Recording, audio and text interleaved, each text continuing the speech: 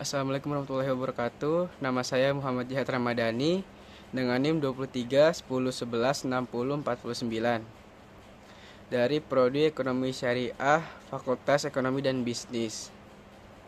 Di sini saya akan menjelaskan tentang jawaban dari UTS Keuangan Publik yang didosenkan oleh Pak Dedi Irwansyah.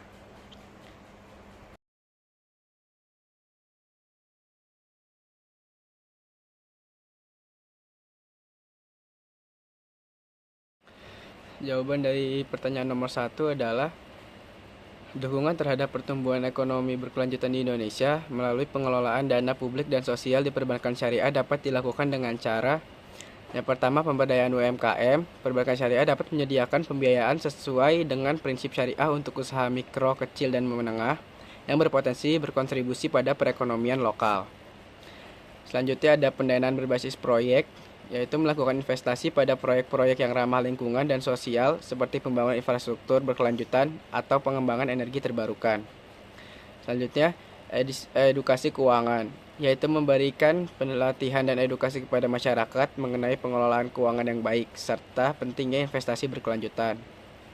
Lalu yang terakhir ada program sosial, yaitu mengembangkan program sosial yang mendukung kelompok rentan dan meningkatkan kesejahteraan masyarakat seperti pemberian bantuan langsung dan program pengembangan keterampilan.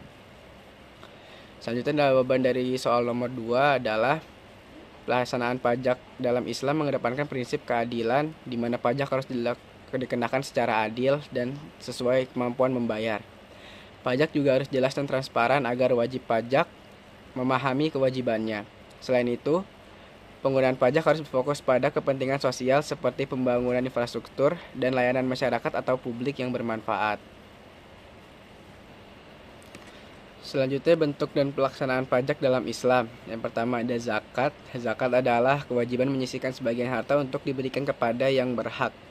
Lalu prinsipnya keadilan sosial, redistribusi kekayaan, dan meningkatkan kesejahteraan masyarakat. Zakat juga berfungsi untuk menumbuhkan rasa empati terhadap sesama. Yang kedua ada kharaj, yaitu pajak yang dikenakan atas tanah yang dikelola oleh non-muslim di bawah pemerintahan Islam. Prinsipnya adalah penggunaan pajak untuk kepentingan publik seperti infrastruktur dan keamanan, serta memastikan kesejahteraan masyarakat. Yang ketiga ada jizyah, yaitu pajak yang dikenakan kepada non-muslim yang tinggal di wilayah muslim sebagai imbalan atas perlindungan dan layanan yang diberikan. Prinsipnya adalah keadilan dan perlindungan hak-hak minoritas dengan harapan dapat menciptakan keharmonisan. Selanjutnya yang keempat ada user, yaitu pajak yang dikenakan atas hasil pertanian dan komoditas, biasanya sebesar 10% dari hasil panen.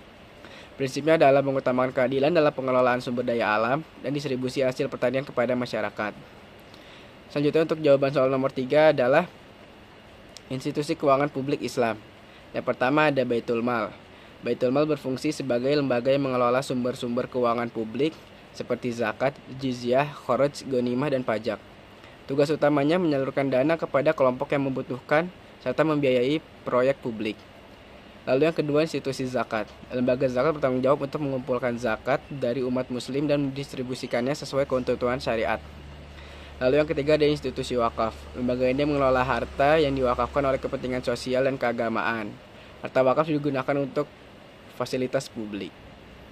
Lalu yang keempat ada BMT atau Baitul Mal wa Tamwil, yaitu lembaga yang mengintegrasikan fungsi sosial dan komersial dengan menyediakan pembiayaan bagi UMKM berdasarkan prinsip syariah. Lalu yang kelima ada jizyah dan kharaj. Jizyah adalah pajak yang dibayarkan non-muslim sebagai imbalan atas perlindungan. Kharaj adalah pajak yang dikenakan atas tanah pertanian. Keduanya berfungsi memastikan kesejahteraan masyarakat secara umum. Lalu yang keenam atau yang terakhir adalah lembaga keuangan syariah dan amil zakat, termasuk bank syariah dan lembaga pembiayaan syariah. Institusi ini menawarkan mudharabah dan murabahah. Amil zakat berfungsi untuk mendistribusikan zakat, infak, dan sodako di tingkat nasional dan daerah. Jawaban soal nomor 4 yaitu pengembangan organisasi pengelolaan zakat atau OPZ. Di era Gen Z sangat dipengaruhi oleh teknologi dan media sosial.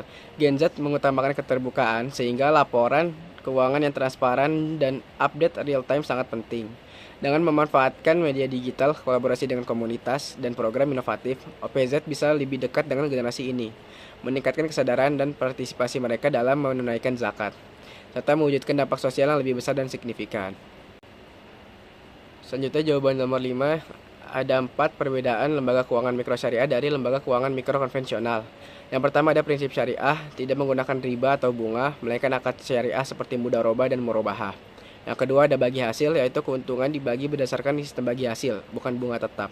Yang ketiga ada manajemen risiko, yaitu berbasis kepada keadilan dan keseimbangan, di mana risiko dibagi antara pihak pemodal dan penerima pembiayaan.